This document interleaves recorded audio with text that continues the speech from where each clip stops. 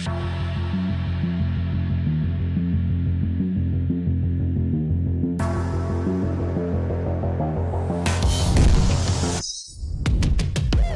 going on, everyone? Welcome to Investing Bros Live Show. Oh, it's going to be a good one today. I got a fun story for you guys in case some of you might have been wondering where the heck was the 8:30 a.m. upload. We do have a lot to talk about. I'll make one for tomorrow. I'll give some of the same thoughts that are happening today into that video. But Bitcoin on a little bit of a rally, crypto rallying here a little as well. Is this did we bounce off the bottom? Are we about to jump and rally to the upside, or was this simply a dead cat bounce? And are we going to be falling to new levels here very, very soon? I know T-Shroom this morning went over a strong pull from the bears down towards 38,000. There's even levels a little lower than that have some weight to them. However, could this be the perfect little bear trap? And Bitcoin is shooting back to the upside. We're going to talk about that and a whole lot more. Before we get into my interesting story of the day, I do want to introduce our co-host for the show, T-Shroom from down there in Gainesville, Florida. T-Shroom, how are you feeling today? Well, Tim, I'm feeling better than I deserve. I know that you probably didn't expect me to say that. But here I am. I've got an excellent quote here from one of the major leaders in crypto, and that being Tony Dungy. He said, "The secret to success is good leadership, and good leadership is all about making the lives of your team members or workers better." Of course, Tony Dungy, the founder of Solana. So very exciting, thought leader there. What do you think of that quote, Tim? I loved it. I love Tony Dungy, the founder of Solana. In case anyone is out there fact checking us, we'll just go ahead and fact check ourselves. That is false information. He's the founder. Fake news. Of nothing. He's just a football coach. Yeah. But it's a good quote. It's a good quote. And honestly, I'd never heard that from him before, but it's a concept that I definitely hold very, very close to heart. Leadership there's a lot of things that go into leadership, but I think the best leaders out there, you're not doing it for yourself. You're not simply asking people to follow you to better your life. You're asking people to follow you, and you're making sure you're going out of your way to better them. I do think those are the leaders that get the strong loyalty and fellowship that people want to give to them. So I agree with Tony Dungy, 100%. You know what? Speaking of good leadership, sometimes good leadership also means you do not make 8:30 a.m. videos. That's right. Why don't you make 8:30 a.m. videos? Well, if you are laying in your bed in your slumber and you're woken to the cries of your lovely wife that make you think something horrible has happened, and then you realize there's a little bit of liquid upon the side of my face. Uh-oh. And then you put two and two together, and your baby has thrown up all over the bed, including your face. Sometimes good leadership is not shooting 8:30 a.m. videos and staying to help and make sure that baby is doing okay. Some of you are members. We let some of our members know, but thank you for anyone who was asking and wishing and hoping Brody is doing okay. He is doing good. That kid is a champ. I think he was a little under the weather this morning. Definitely, I didn't think he had that much fluid inside of his body to be able to throw up that much. But the kid, he has new skills that develop every single day. Definitely had to wash those bed sheets, pillows, and comforters.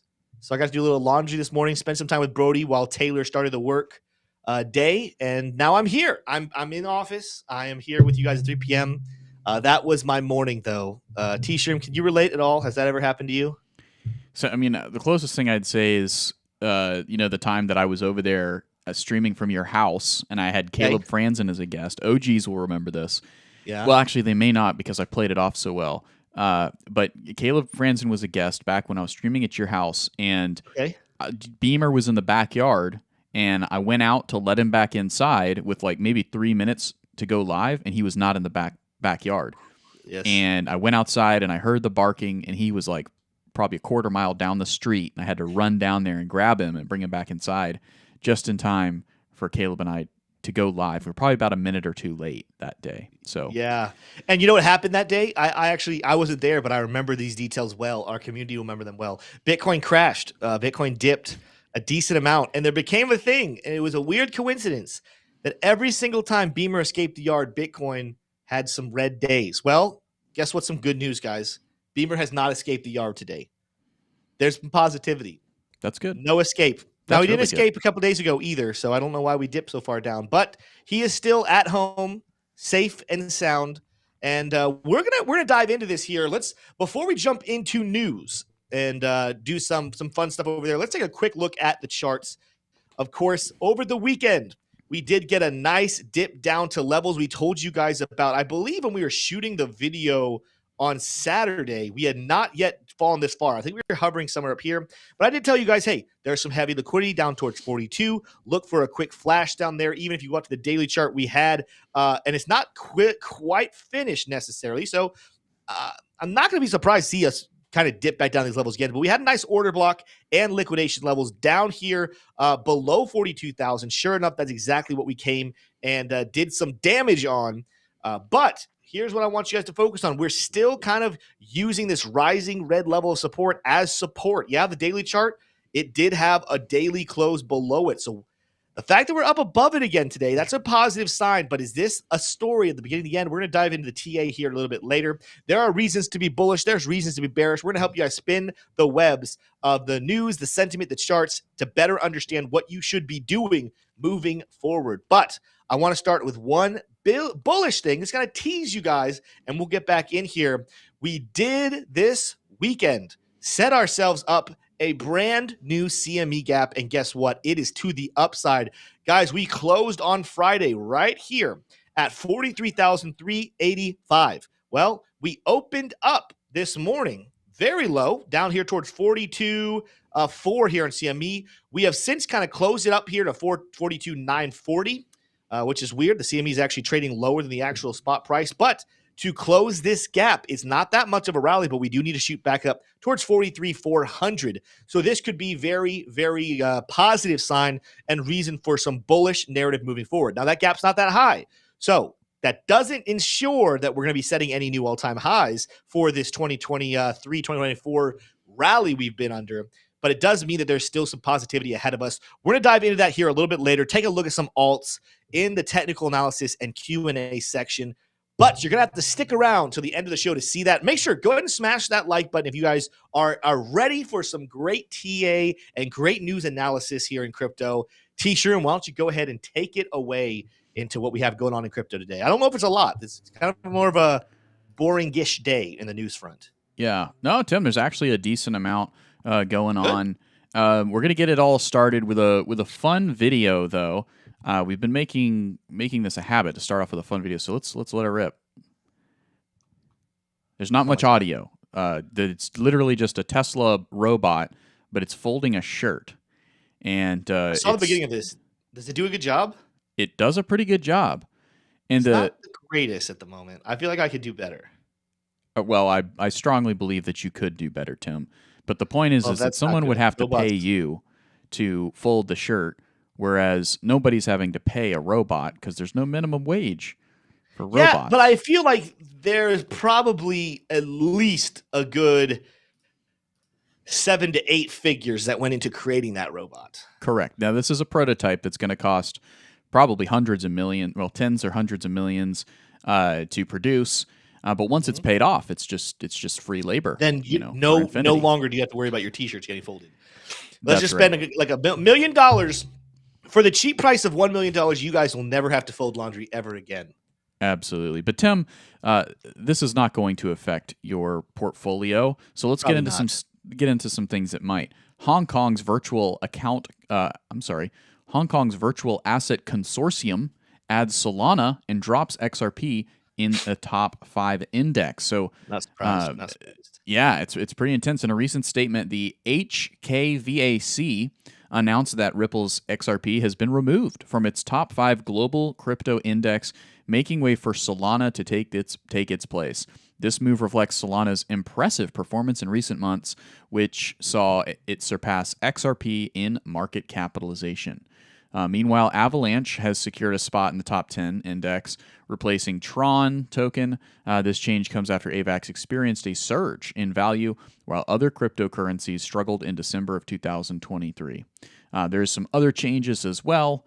On there's some changes in the adding of ICP, Near Protocol, Optimism, Injective, and Immutable X. These additions reflect the growing popularity and potential of these cryptocurrencies. So is the Hong Kong index, the end-all be-all on what cryptos are going to be successful in the future? Absolutely not, right? But it is an indication of some of the king making, so to speak, that's going on over in the Asian crypto theater, if you will. This is in contrast as well. This move is not in direct contrast, but it's a little bit different from what we're seeing from South Korea, where the big news out of there is that they are trying to continue to extradite Do Kwon, and it doesn't look like that's fully settled yet by any means. I think he's in Montenegro, but they're also not going to allow investors to purchase the Bitcoin spot ETFs.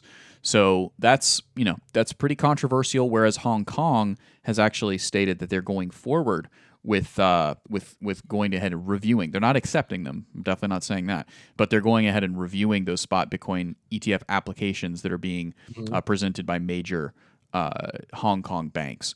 So that's something that we're monitoring closely. Again, nothing earth-shattering there, unless you're a really big XRP fan in Hong Kong. Which, of course, today there's a dark cloud probably over your mood and over your portfolio.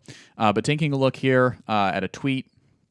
This is pretty interesting and insightful on the Vanguard narrative. Of course, before we get into this, Vanguard famously has kind of banned their fiduciaries and their investors from going ahead and investing in the recently approved spot Bitcoin ETF. So let's read kind of that's how it started. Let's see how it's going. Mike Alfred tweeting out, I called Merrill and Vanguard and told both companies that I'm pulling all of my money from all accounts. Yikes. The rep at each company connected me with senior account managers, and in both cases, that person apologized profusely for management's lack of vision, Tim. Admitted they owned Bitcoin personally and said they've received literally thousands of calls from customers looking to move accounts. This is the beginning of a larger movement, and the meme, the first meme here is pretty funny. Vanguard 3-year business plan is to board up, just like how Blockbuster did when Netflix trotted out their goods and services online. So, Tim, I have the obvious question for you, which is is this going to be sustainable? Is this going to actually affect Vanguard's bottom line enough to be seen as an advocacy movement? Do you consider that they may change their policies? Are they purposefully positioning themselves here so that they can make a shift and kind of make a splash when they do, because it was unanticipated? What are your thoughts here?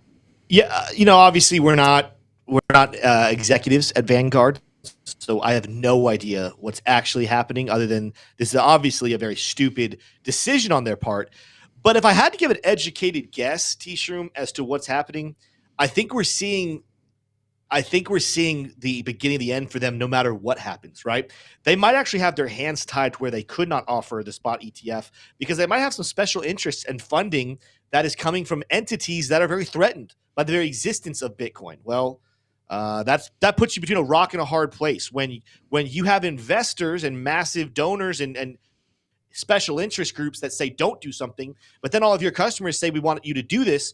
That's a really hard place to be as an executive. And I can't imagine they're blind to this. I can't imagine. We haven't seen any apology. We haven't seen them come out and change their mind.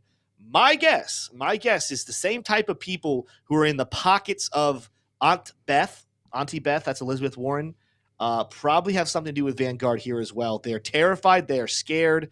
And yeah, I think that meme of Blockbuster was very realistic.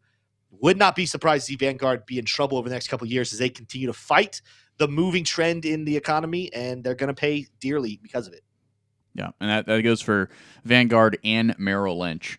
My prediction here is that both of those companies will capitulate probably around or early 2025, but as soon as probably mid 2024 when they realize kind of the mistake they're making. But I'm not naive, Tim. I think these operators know what they're doing. They understand the value that Bitcoin presents, especially at the highest levels.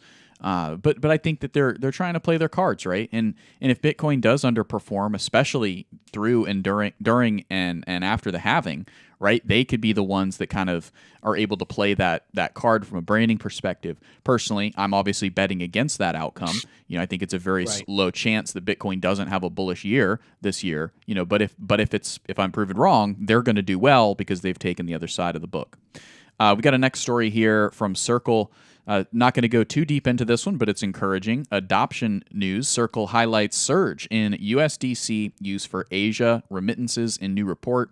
Since its introduction in 2018, USDC stablecoin has been used to settle over 12 trillion in blockchain transactions, the company has reported. So that's pretty exciting. Again, not going to go into the details too much there, but kind of the state of the remittance world, and that is adoption. That's real use case to transfer. And the incumbent to that industry, MoneyGram and others, charge sometimes $40, $50 for a transfer of, let's say, $1,000, right? So these remittances that are able to be sent over a Polygon or USDC, it's great. Right, it's better for people, especially people who are in the diaspora of the country they're coming from, and they're sending money back to grandparents or to children or whatever it is. So, it's encouraging. It's a good look for crypto as Elizabeth Warren and others try to trot out these arguments that crypto is only being used by criminals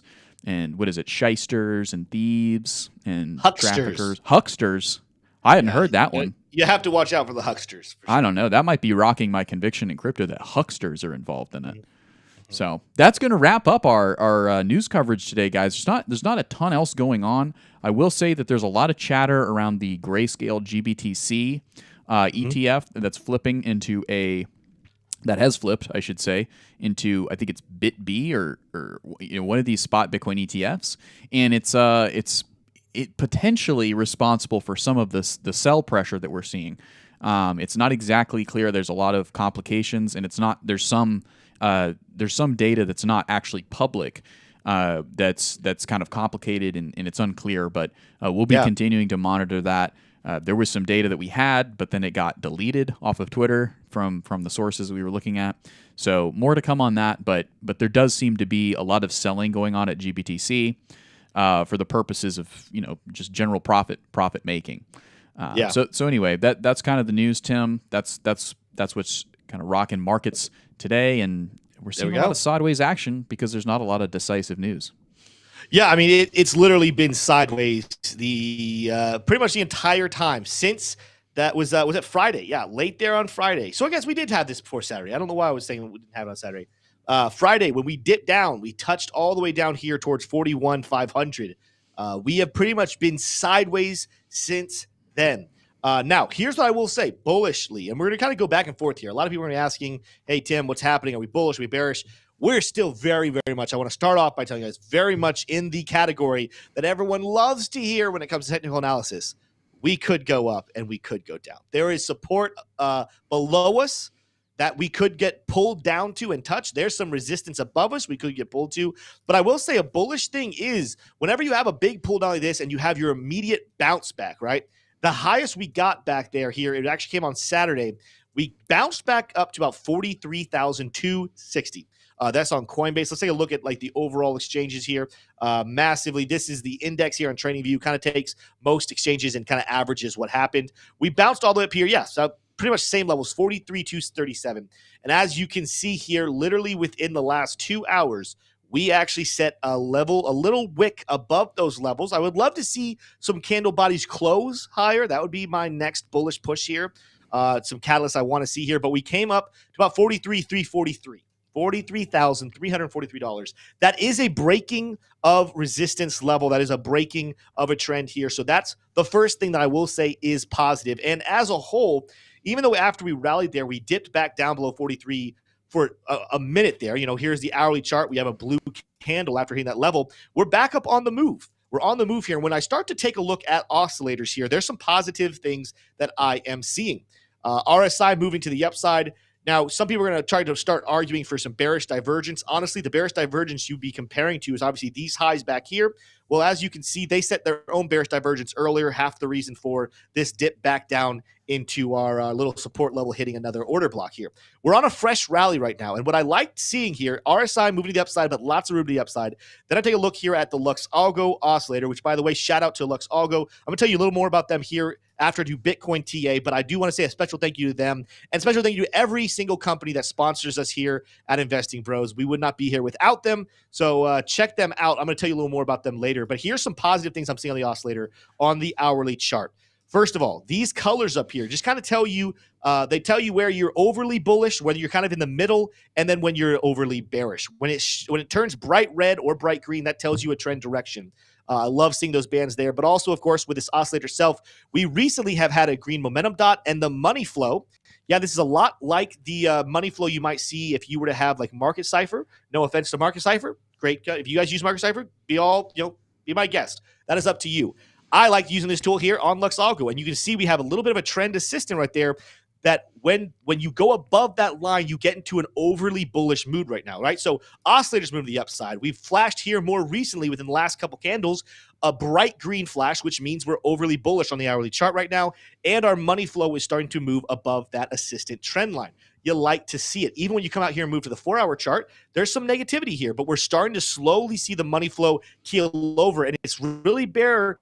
But after peaking out here, we hit our heads right there, hit the bottoms right on that little trend assistant, and the money flow is starting to come out. Here, just a couple of hour candles ago, we had an excessive amount of sellers. That's part of the reason for the pullback. But now that they are gone, you see even room on the 4-hour chart for us to move bullishly. Also, look at that. After being bright red for several candles, we have now moved back on the 4-hour chart into neutral, out of the bearish zone. That's a bullish push right there. Let's wait and see on the 4-hour chart. Can we get a bright green zone here as well? So that's what I'm seeing here on the shorter time frame oscillators for sure. I already talked about the order blocks that we hit on longer time frames. There are still some below us for sure. Like if I were to come out to the daily chart, you are going to see after coming here and removing, this used to be like, I think 60% of our order blocks used to be in here. It's not completely finished, which means we probably will pull back in this area at some point. But we've moved that 60% down to 21, meaning we've taken care of a lot of the sell orders that were in this camp, and the buy orders, we've taken care of a lot of them. Now you're going to see some more a lot below us, with 37% being the peak right here, all the way down towards $36,000. Are we about to go down there right now?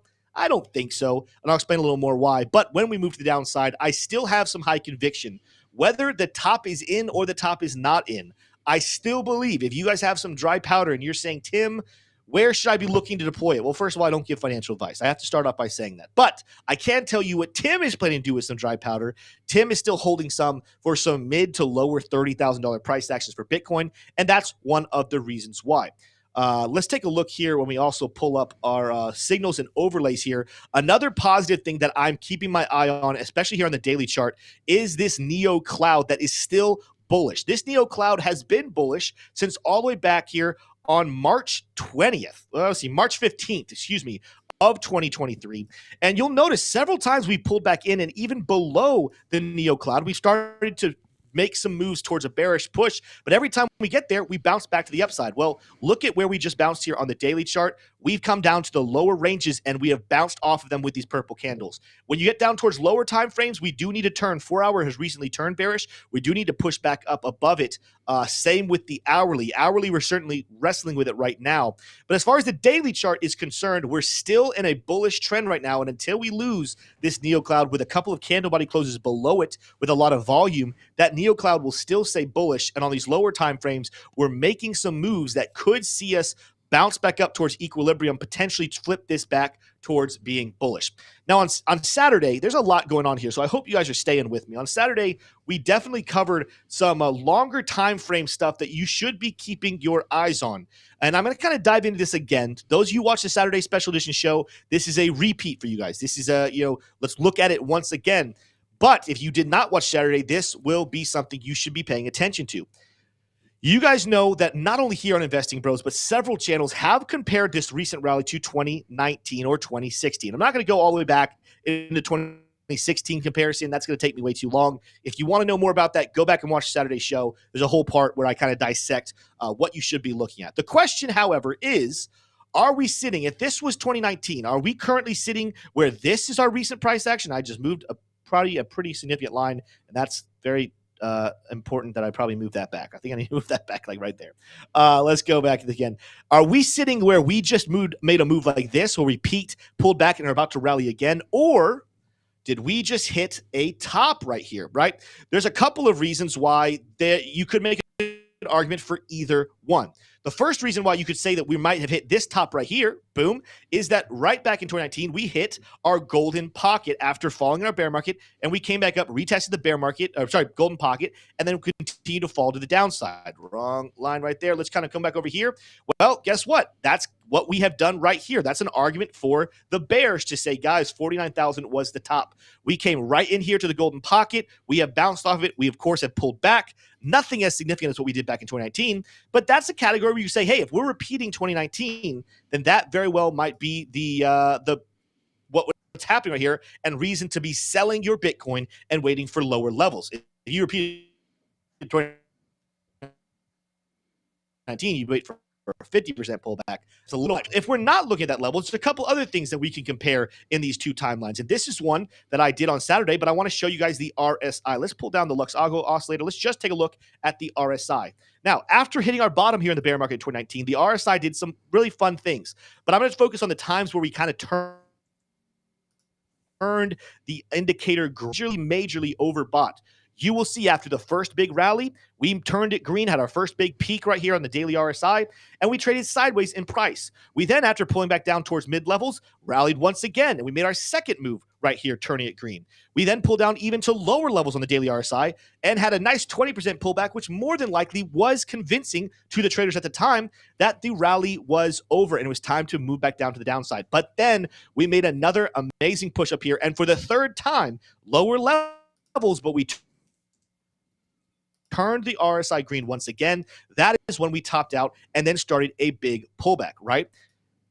Could it be that that is what we're waiting for on this bull market? Let me explain. Look at this right here, guys. All right, so we bottom out back here, back in December of 2022. We make our first big rally, boom, right here. We get overextended here. We're overextended on the RSI. We turn it green, and we have a little bit of pullback. Now, there's a lot of choppiness that kind of plays out here, but we come up and we hit it again. And for the second time up here back in October. Now we've made a bigger pullback here. We're back below the 50. Could we make one more big pullback up here? Excuse me. I think I actually wanted to compare this one right here. That's the first one. Sorry. That's the second one. And then now we're very, very low on the RSI, despite the fact, take a look at this, guys. We're still closing higher lows on our daily candles, and we're setting lower lows on those RSI bottoms. This is classic hidden bullish divergence. Do we have one more good push up here where we come into this triple top, we hit over this, we turn this green on the RSI, the price of our action goes up here to 53, and then we make a pullback, and then we start to pull back down towards lower 30s. Which one is it going to be? I cannot tell you which one because there's an argument for both sides. You have to be prepared, though, to react to either one. I will say, though, and this is where the yet stays bullish, let's pretend that it is the coordinate. Let's pretend that the $49,000 top was the top, similar to this top in June of 2019. Let's just pretend we're repeating 2019, and this is pretty much where we are right here. We topped out, and we had a nice pullback, right? Take a look at what price action looks like. We had a very, very nice dead cat bounce that didn't quite pull us back up to match those tops, but we came very, very close to it. In fact, if I were to come in here and really zoom in and use our Fibonacci tools, I'm going to just eyeballing this. It very much looks like we get back up into the platinum pocket. And sure enough, that's exactly what we did. So in the more bearish take, let's say we're repeating 2019. Let's say we're seeing similar price action happen. Let's take a look at what would happen to Bitcoin's price. And this is probably the more conservative way. If you are still bullish, if you're in a long, if you didn't get to sell that top, maybe potentially you want to be watching what's happening to price action when we make it back up into that platinum pocket level. Let's take a look at where that would be after this significant pullback. We could see the price of Bitcoin shoot back up here above $47,000. Why is that also something that could be interesting to keep your eye on? Let's go look at liquidations here, where, to be fair, liquidations is actually saying we could go a little higher. The heaviest liquidations on the 7-day chart on Bitcoin are actually flashing $51,000. But we also have some significant liquidations coming up here to where? Right there about that $47,500 level. Very similar to what we're looking at here with a platinum pocket existence if we were to pull back up. I can't tell you where to take profit on your Bitcoin. What I can tell you, again, even though we have some high liquidity above us, even though I've talked about even as high as 55 could get interesting, we definitely still have heavy liquidations below us. We definitely have heavy order blocks sitting below us when we pull back up our LuxAO order blocks. Lots of stuff down here. We also still have a lot of bearish pressure and bullish pressure that we do need to deal with right now. But there's one thing you should keep your eyes on is the volatility. If you are convinced that we are moving to the downside or moving to the upside here, both of you are going to be correct. I do not think that we just peaked out right here at 43.4 and was nothing but a downside for the next couple of weeks. Do not be surprised to see a surge in Bitcoin price. I don't know if we have to dip down and fill the lower CME gap first. Of course, we're talking about the one down here towards 39,285. I don't know if we're coming down to equilibrium closer to $38,000 and then popping back up to 47 or 53. I don't know if we're going to be going to 50,000 or 48,000 and then dropping back. But what I can tell you is the market is locking in one surety: we are volatile and prices will bounce and prices will fall. It is now up to you to choose some good levels to be taking profits, to be buying in, and be prepared for a long haul. Do not freak out and start FOMOing into rallies and fudding out of dips. And by the end of it, rather than adding sats to your bag for the long term, you end up just wasting them and getting lost because you're buying every single top and you're selling every single bottom. That's what you do not want to do. Make sure you have a good strategy. You know your price levels. Hey, if we hit this price action, I'm going to be selling. If we hit this price action, I'm going to be buying. Make sure those levels are according to a way. Make sure those levels are a strategy that will make you money, not lose you money. And I can tell you right now, if you take profit at 47 because you bought back here at 43, that is profit. Even if we shoot up to $50,000, you still took profit.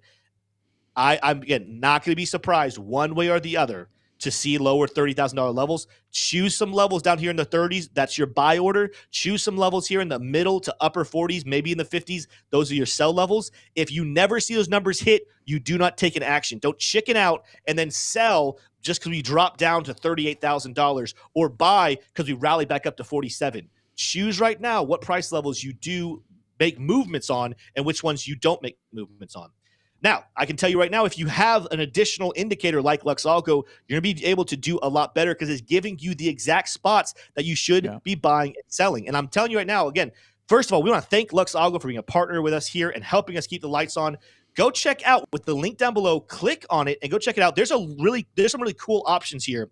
If you pay annually, for example, you get some significant discounts, and you can do something as little as $25 a month where you get the price action concepts. If you're wondering what that is, price action concepts, if you guys are seeing all these order blocks, and when I see this equilibrium, this premium, and this discount zone, you can get all of that, which is extremely helpful for only $25 a month. If you want to add into it, though, the oscillators, which I do think are deadly, and you want to add in these signals and overlays, that's going to be a little bit increased, but still saving you some money. You don't have to buy the whole package, only $40 a month. You, of course, can get a lot of stuff. There's back testing, which I haven't even used yet. I'm going to probably use that in the next couple of weeks. But there's some amazing back testing tools that if you want to spend $60 a month, you get those as well. But you have some options here. So go check out LuxAO today. A, you're going to be benefiting yourself. B, you're going to be benefiting the investing pros because this is a partner of our channel. And if you love us, you want to support the companies that support us here as well. Go check out LuxAO today. Now, I'm going to take a little bit of a break. It is 3:34, which means we have a lot of time to be answering any and all of your questions. So it's time to get into our Q&A. But before we do that, and we wait for you guys to be putting those questions in chat, we can look at coins. We can look at news. We can have just fun debates between T. Shroom and myself that you guys want us to argue over. Before we get there, though, did the elf do his job today? Do we have a factoid of the day? Oh, the elf always does his job. Absolutely. Well, he sometimes doesn't, though. Any time that you might think the elf didn't do his job was an illusion, Tim. Yeah. Okay. So absolutely. Well, this factoid of the day is brought to you by LuxAO, our trading indicator partner, and it is the following: who is the tallest U.S. president? Is it A, Joe Biden, B, Lyndon B. Johnson, C, Donald Trump, or was it D, Abraham Lincoln? Let us know in the chat. Let us know in the comments. What do you think?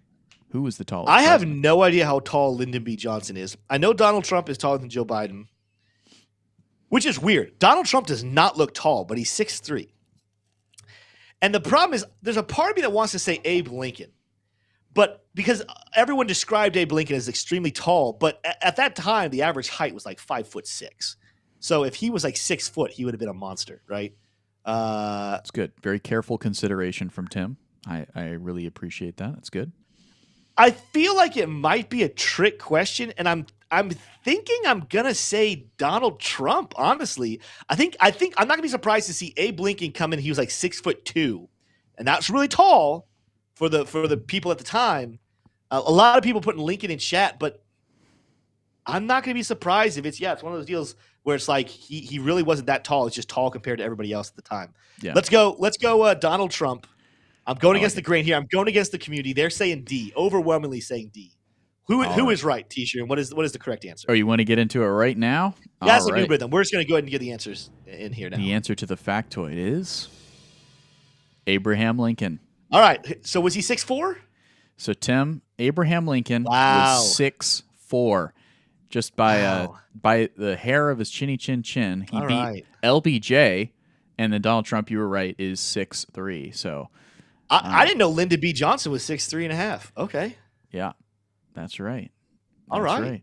You don't get Joseph Biden until he's down here. So I don't know if they rank him. Listen, he's taller than me. That's all. I'm a measly 5'11". That's all I get. Hey, but we love every bit of you. So C90. I'm not reading the chat because I don't want people to spread false information. But that's pretty funny. Yeah, that's pretty funny. Brian D saying that either way, he's going to wait till 32K to buy Bitcoin. And Sean O saying, I'd give anything to see a 32K Bitcoin. Well, you may not have to give up much. The way that this market's going, we might see some volatility down to 32, maybe even 31. We'll see, but we could see 45 before we see 31. It's very, very possible. If you're new to crypto and you're thinking these prices are just a whipsaw nightmare, how do you guys stand this? Well, A, we've been in it for a while, some of us longer than others, but B, it's called conviction, right? Folks have conviction in their investments, and if you don't understand crypto, you don't understand Bitcoin and Ethereum, that's okay. You're in the right place. Every single day we go live 3 p.m. Eastern Standard Time, 9 a.m. Eastern Standard Time to educate and bring you guys up to speed on what matters to your crypto portfolio. And for those who are just kind of jumping on board, just what crypto is all about, right? And the volatility, it's a symptom of the fact of how early we are in this industry, right? So norms are still being set literally as we speak. I mean, the SEC just gave the green light to big money that they can now go take a little more risk and buy this crazy new asset called Bitcoin. So there's going to be a lot more volatility to come. I will say in the medium to long term, we may actually see less volatility as a result of this big money getting in. But as of right now, they're still kind of waiting on the sidelines, right? They're still kind of saying, we want to see how this shakes out, maybe get a good entry. Hey, might even go down into the high 20s. Let's wait it out. We like Bitcoin, but we don't like the volatility. And right now, Bitcoin's still there, but it's very volatile. That's kind of the way that a lot of the market is seeing it today. And the sidelines is just a comfortable spot to be if you're just waiting out, seeing if you can get a better entry. Yeah, there's a comment here in chat from JS. I actually really like this comment. And this is the kind of planning that I'm talking about, everybody, when I say, hey, plan accordingly. Because I'll tell you this, I'll tell you as a little inside secret now, right? No. I now have been around some of the smartest people in crypto. I'm not gonna lie to you. I have interacted with, talked to, heard from. You guys watch them too. There are a lot of intelligent people that are influencers that help do these prices, right? They help make price predictions that are great.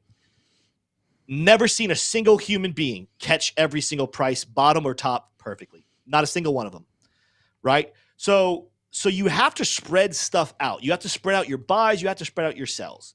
And what JS said here, he said, I'm a buyer at 40K small, 38 medium, 35 bigger, and 32 a lot. Now, am I saying that I love every single price level he's choosing in his allocation? I'm not saying that's what I love. What I love is that JS has a plan. And I can tell you guys from now years of experience in the crypto investing game and being frustrated and being happy with decisions I've made, you have got to learn. I've said this so many times. You have got to learn to remove the word perfect from your trading and investing vocabulary. The more you chase perfect, the more frustrated you will be. The more you chase the word good, that's when you'll be most successful and most satisfied. Why am I saying that? Because let's say that JS, he's sitting here, his prediction is that we will bottom out at 32,000, right? So if he was going to be perfect, he wouldn't buy a single cent at 40,000 or 38 or 35. He would wait to do every single dime he has in dry powder all the way at $32,000. And yet that's not what he's doing. He's saying, I think we're going to hit 32. That's where he's putting the majority of his dry powder in at. But just in case he is wrong, he is planning to buy some at 40, to buy some at 38, and to buy some at 35. And I would go further. I'm sure he has this, but let's say 32 never happens. But he said, let's do it this way. Let's say he's doing 50% of his portfolio at 32. He's going to do about 25 at 35. So that means we have 25 left. He's going to do 15 at 38 and 10% at 40K, right? Well, what happens if it drops to 40 and he allots his 10%, then 38 and then he has 15%, and then 35 is 25%, and then we stop at like 34.4. And now he has 50% of his dry powder left that if he doesn't have another plan involved is never going to be turned into crypto and is going to stick in US dollar or Tether, which eventually, of course, the US dollar in terms of its comparison to Bitcoin is going to be going down. He probably has a plan, I'm assuming, JS, of, all right, if we never get my 32 that I'm expecting to happen, I still have the other price levels on the way up that I'm going to be buying into. I'm not going to be stuck with $10,000, $20,000, $100,000 of US dollars when the price of Bitcoin is sitting at 200,000. That's not going to happen to me. I want to buy a lot at 32. Maybe some of you are saying, I want to buy some at 25,000, and that's where I think we're going. Or maybe some of you are saying, I think we're going all the way to 20,000. I'm not here to tell you guys whether you're right or wrong. I probably will. I'll probably tell you guys more and more what I think is likely and not likely, but I could be wrong too. I could say the bottom is 32 and then we end up hitting $20,000. That could happen. The point is, as long as you make your plan of where you're going to buy and where you're going to sell, and you stick to your plan, whether it goes perfectly or not perfectly, I guarantee you that is what's going to lay out the path of success for your investing journey. Rather than always waiting for perfect. And again, let's say you saved 100% for $32,000 and then we bottom at 34.3 and you had no plan on buying on the way up. It could be back up at $70,000 before you're like, screw it, I just got to go ahead and buy in. And you FOMO in and you just lost potentially 100% of what you could have gotten if you had just bought at $35,000. That's the kind of stuff you need to be thinking about. And I'm not trying to scare you. I'm trying to prepare you. Do not try to be perfect with your buying and selling of crypto. Try to be good. And 35,000, 38,000 compared to where we have been over this whole last month and some change is a very good price level to be buying. Yep. Well said, Tim. You got to have a plan. Even if your plan is just to be on the sidelines, right? That's a plan. Yeah. Right? Stay in cash. That's a plan. It's not a great plan, in my opinion, right? But it's a plan. So it's really important. And Tim, I appreciate you bringing that up. Now, we got a comment here from Ron Wilson. He said, a buddy of mine is from Italy, and he was telling me they are getting hit hard. His family is still over there, is unable to go anywhere because it is getting bad again. What is getting bad, He's Ron? talking about COVID? Yeah, I'm not sure. I remember when the pandemic first kicked off, Italy and Iran were among some of the most hard-hit countries. I don't think we ever got to the bottom of why that was. But, yeah. ADA Ace, who was on the show with us Friday, said, never set one buy level or one sell level in way less words, LOL. Yeah, that's a good way to put it. Good way to put it there, Ada. Yeah. So. Very, very good way to put it. Yeah, ADA is a DCA in, DCA out. And here's the thing. Whether you are a trader, whether you're a swing trader or a scalp trader, whether you're just an investor, you still want to know where are the levels of significant. There is a very safe way, and I recommend everyone does a level of this. I don't do this with 100% of my investing portfolio, but the other thing is if you really want to make some money and have literally no anxiety whatsoever, just DCA the old-fashioned way of saying, I'm going to choose a day of the week and a time, and no matter whether the price is at $10 or $1 million, I'm going to buy $100 of Bitcoin or $1,000 of Bitcoin, and then use the classic DCA strategy. Listen, that is what a lot of very wealthy people do, and people laugh at them when they buy the top, but then they realize, man, when the bull market comes, and you were sitting here always waiting for the perfect price action, you never bought the right levels, and you bought way too high. The DCA strategy, that just don't even think about it. Just it's Friday, 11 o'clock a.m. It's time to put $100 into Bitcoin strategy. Sometimes is the most fruitful and beneficial way, especially if you have a job where you can't stay up to date. You know, T-Shum, I was actually thinking about this. I'm going to start doing this a lot more. I want to give a special shout out and a pat on the back to every single person watching this show who watches crypto content daily, who is striving to learn all the while they have a full-time job that has nothing to do with crypto. They have a family that they have to take care of, and yet they are using the few hours of freedom that they have, maybe in between heavy schedules at work, in between things they have to do with their family, to better themselves and study crypto. I'll tell you this right now, guys. I have the honor and privilege and blessing of being able to make a living studying cryptocurrency, right? I'm just so very humbled and honored and blessed I get to do that. I am very aware that you guys do not get to do that. So you are the real champions. Like, you guys impress the crap out of me that you sit there and have a full-time job, 40 to 80 hours a week, making your brain work in a way that does not build your crypto mindset whatsoever, and yet you're taking those free seconds to study crypto. You guys are going to be extremely wealthy, not only financially, but I believe mentally as well, because you are constantly using your free time to better yourself. You guys are the real heroes, OGs of crypto. I'm just honored to get to be here and be a face and a mouth that you guys listen to every single day. And that's why I'm going to continue to strive to do my very best to bring you the best information possible. I'm going to be wrong from time to time. T-Shirt's going to be wrong from time to time, but we're going to strive our very best, because we do. Like, we have more time to study than you guys. And so I'm going to do my very best to use that wisely to help you guys, but always continue to try your best to do your own research. And you guys are doing that, and that's why you guys are so awesome. But I wanted to say that to you guys, because I don't think you guys get that credit enough, how hard it is to have a full-time job, a family, and still study crypto. That's some pretty amazing stuff. Yeah, it is. No, it is. Now, Tim, I've got a couple of things on the charts I wanted to point out and kind of get your take on. First thing is, I've got, and I've been talking about this on the 9 a.m. stream, which is that we actually just crossed through the last, I believe it was been 8 hours. We've crossed through that midline of the Bollinger Band on the 4 hour. This is for Bitcoin on the 4 hour.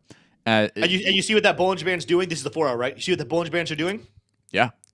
Converging. Nice constriction. Well, the very good constriction. That means big Bitcoin move coming on the 4 hour here very soon. That's right. Yeah. So, and then also you have the MACD lines kind of having a cross. Now, this didn't happen. This happened on the 15th or early, on the 14th, kind of late night. But we are getting those green histograms starting to accelerate. Kind of, so it kind of sprouts of optimism, right? Yeah. But what I would say is, if you zoom back out to the daily chart, you don't. It's not an as optimistic look, right? You got the MACD lines pointing down. While they're not accelerating as much, it's still accelerating red histograms, and you do have the Ichimoku kind of pointing down towards that zero line. So what does that mean? To me, it means sideways. It means sideways, and you are seeing on the 1 day, they're not quite constricting yet, but they're not expanding either, and that's the top and the bottom bands of the Bollinger Bands. Back on the 4 hour, you do see a contrast to that, which is that we're up above that midline of the Bollinger Band, and things are looking more bullish, but that Ichimoku is the one keeping you sober, right? It's throwing a big cold blanket saying, bears still have a decent amount of control. It's not in the bearish zone completely on the 4 hour, but the bears, the gravity is definitely working in their favor. So again, what that tells me is sideways, and that's what we've been getting, right, since the 12th. Just sideways, testing, trying to come up above this downtrending line of support that I've drawn kind of in a thin red line, and then this uptrending line of support put in by the regression tool that I have drawn back to early December. So I kind of want to get your take on that. I mean, that's just very simple, fundamental, technical analysis. But Tim, is that something that you've been kind of tracking as well? Yeah, go to my screen here. We'll kind of like look at some timelines here. So hourly chart, for example, we have been constricted. We're constricted back here, had a small breakout, but look at what the chart did. The volatility didn't get kind of that ridiculous whatsoever. So we stayed tight. And now we're tightening up again. Now we're using. I told you guys the top or the bottom of the Bollinger Bands are not always support or resistance. Sometimes we bounce off of them, but a lot of times you'll see the breakout, meaning we stretch them. The 4-hour chart. This is where, look at the huge breakout we had, and look at how when we're breaking down, the top level actually went to the upside, meaning the volatility. This is a volatility indicator that tells you just how volatile it could get.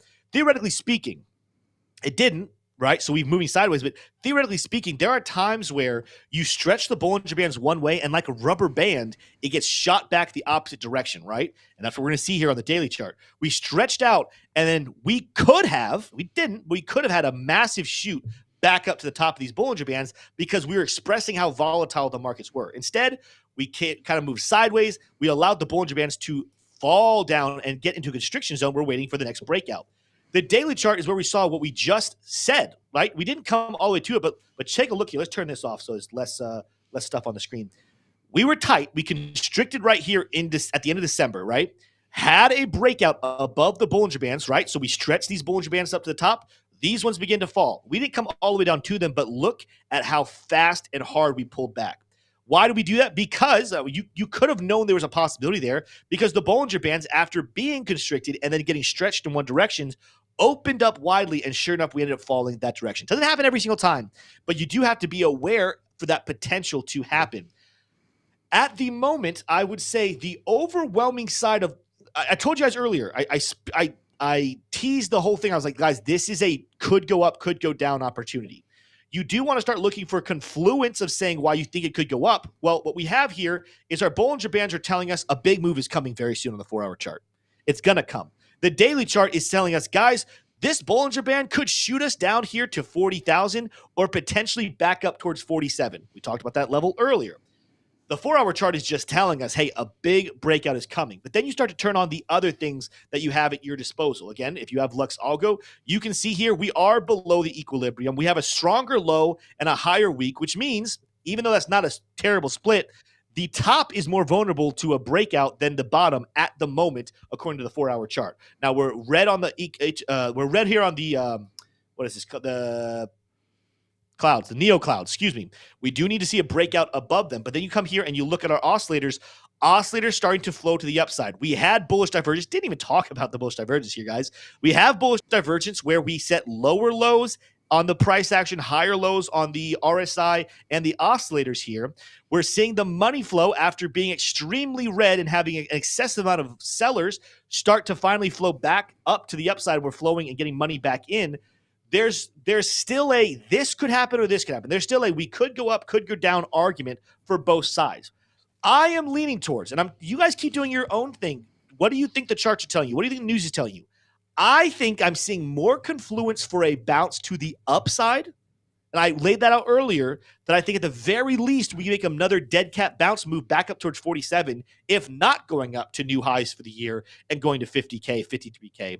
But I think I see the overwhelming amount of charts and information that I'm seeing suggest a bounce to the upside. We haven't even talked about this one. Anyone who thinking we're going to plummet, we said this on Saturday, but do you guys realize if the top is in on Bitcoin and we're about to fall pretty harshly to the downside, that Jim Cramer was right? An inverse Cramer is a broken system. Do you guys realize that? That is, if there's one thing that has been safe to us this entire last year and a half and some change of which way Bitcoin was going to go, it was that it was going to move the exact opposite direction of whatever Jim Cramer said. And he is saying that prices are going to the downside, right? So that's kind of a joke, but I'm also somewhat being serious, because guess what? He's representing, what I think he's being paid to say which way it's going, but he's also representing the overall sentiment and mood of the average investor, right? That's kind of what he's echoing. He's echoing and saying, like, hey, this should go up or should go down, and telling you the mood of the retail investor. I'm a little bit of a contrarian analyst, right? Whenever I see an overwhelming opinion that one price action should happen, I like to move in the opposite direction, right? So when everyone's overly bullish, I tend to be more bearish. And when everyone's overly bearish, I tend to be more bullish. And even though there's a little bit of a split here, there's definitely a split in the community. I would think right now, based off of what I have seen in the news, based off what I've seen on Twitter, based on what I've seen talking to even people I know, there seems to be a flip in sentiment where people are more fearful right now. We just saw the fear and greed index. In fact, let's pull that up. We just saw the fear and greed index pull way down to a level we have not seen actually in a little bit. Let's see what the actual number is. We dropped all the way to 52 on the Bitcoin Fear and Greed Index. Just to put that into perspective, everybody, we have not seen levels this low since all the way back when? In October. What happened right there on October 20th, 17th, 18th? That was all the way back here when this whole madness started, right? And even though this isn't, what a lot of other people do, let's come back here, October 18th, right here in this area, 16th, 17th, 18th. The last time we saw 52 on the Bitcoin Fear and Greed Index, the price of Bitcoin was sitting at $27,000. And then price exploded.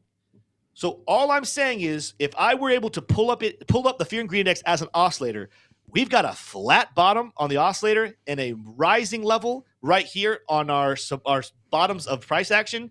That is a form of a bullish divergence that says the last time we were this fearful, we were at $27,000.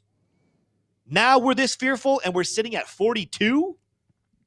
That's bullish, guys. That just lets you know how far we have come within the last 3-4 months and how far Bitcoin still has to go to the upside. Again, I've told you guys this before, but I'm also not convinced that we're done moving to the upside on this little rally. Not that I think that it has to see a repeat. But remember, again, I've heavily compared us to 2019. Guys, what happened back in 2019? A tight range of fear and greed index for a while, a plummet, followed by a skyrocket on the fear and greed index that this marked the top back here in June in price action. Where did we hover? We were hovering right here between the 60s and 70s, plummeted down. Now, we went way further. We went all the way down to 27, give or take, and then shot up to 94.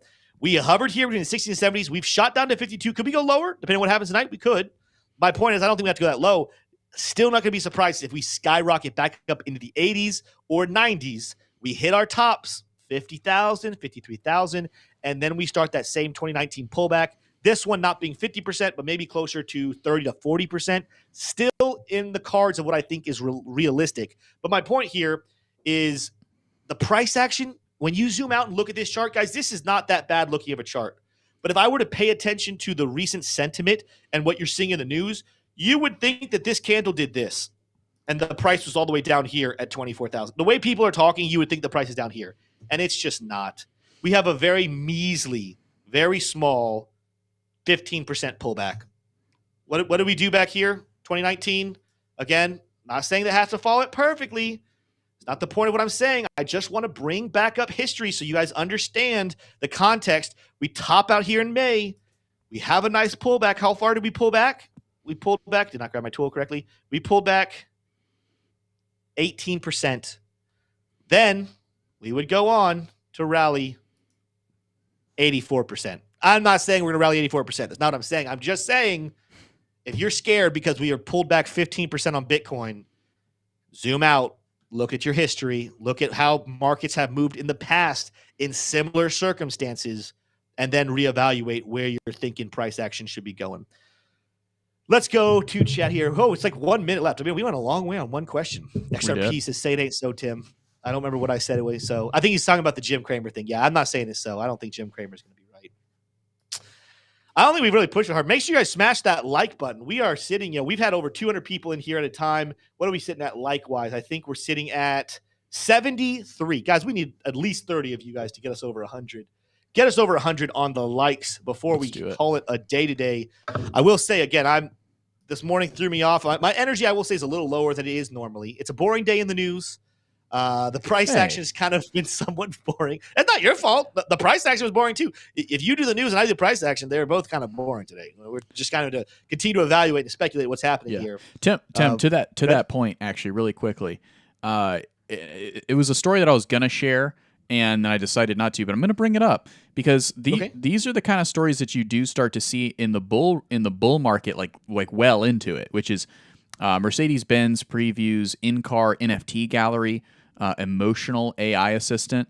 If you have to kind of scroll down kind of far to figure out what chain it's even listed on, but new collectibles in-car app enables drivers to showcase their non-fungible token collection in the vehicle's dashboard, including the brand's own NXT, terrible name, NFTs on the Ethereum blockchain. So not a surprise they went with Ethereum, but these are usually, this is kind of one of the first in, I want to say, months. I mean, there's definitely been, partnerships announced, but this is the one that kind of, like, Mercedes-Benz is a pretty big brand, right? They don't come out and take the risks very often, associating themselves with edgy cultural motifs such as crypto and NFTs. This is a moment. Now, it was at CES 2024, so it's like that's kind of an event where you would do something like this. But this kind of tells me, the bigger corporations are kind of reading the tea leaves. They're saying, let's go ahead and throw the crypto guys a bone for now, because we're starting to feel that momentum, that shift, that energy of investment, big money kind of taking a look at crypto as the bull market, the rumblings of the bull market starting to kind of kick off over on the crypto side. Now, I've also got another thing pulled up here, which is the monthly chart for Bitcoin. And while everybody's starting to feel fearful, and the fear and greed index is ticking neutral, I will remind everybody that the current candlestick for the monthly chart on Bitcoin is above the top Bollinger Band. Right?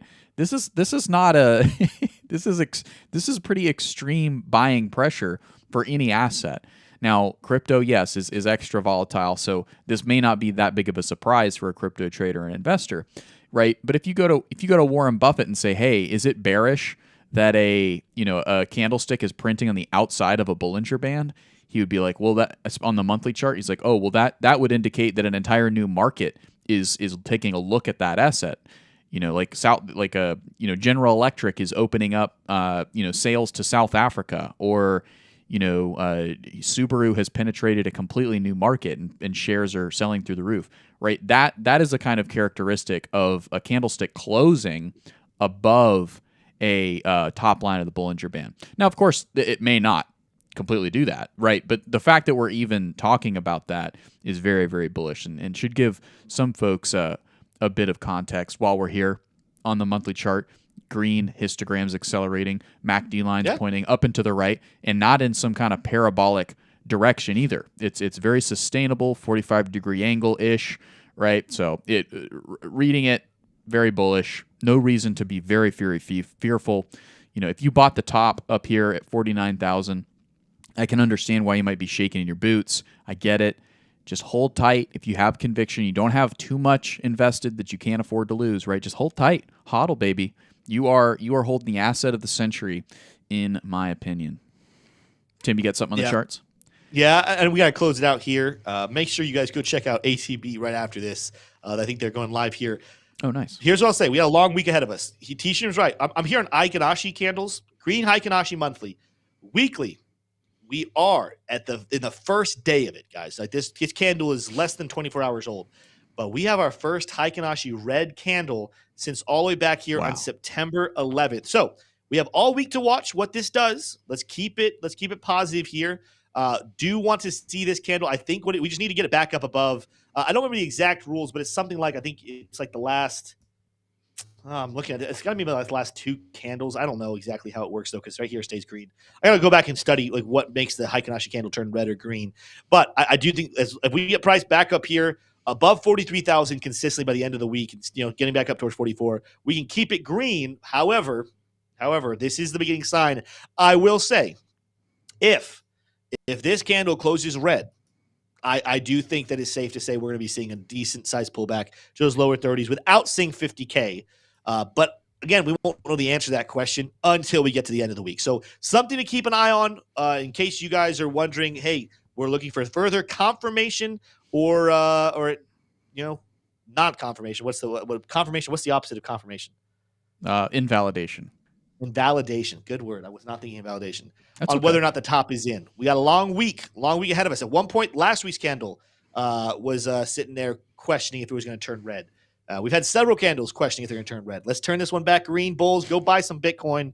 I'm just kidding. You guys continue to act responsibly. That's all we have for you guys today. Again, a little different of a show. Hopefully we got some more charts, price action, and some exciting news to talk about tomorrow. But even if it's all boring, we're going to be here. We're going to be here no matter what. Make sure you guys are a part of the channel. Hit that subscribe button. Join if you want to get more access, which, by the way, tomorrow night, whether T-Shirt can join me or not, I'm going to be going live with our members tomorrow night at 6 p.m. So if you are a member, make sure to come over and join me. I might actually do 5:30. I'll let you guys know in the Discord, but make sure you're attached to that Discord. Come hang out with me behind the scenes. With that said, though, guys, we will see you tomorrow morning, same time, same place. You guys have a fantastic day.